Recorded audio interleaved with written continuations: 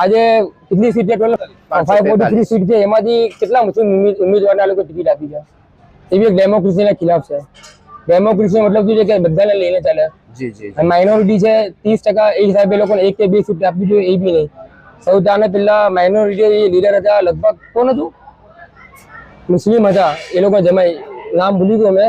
એને બી નિકાલી કારણ એમના કોઈ સરદારજી છે, એ બી મુસ્લિમ માટે આ લોકોનો બેનિફિટ દુર્ભાગ્ય છે કે તમે પેલા માઇનોરિટી લીડર હતા, નામ ભૂલી ગયો, શાહનવાઝ. અમને એની બી નિકાલીને અમને કોઈ પંજાબી સરદારજીને મનાવે.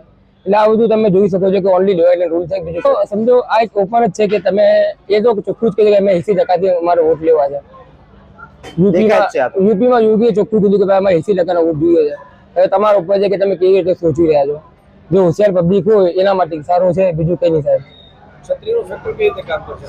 જે હમણાં રૂપાલા વિરોધ ચાલી રહ્યો છે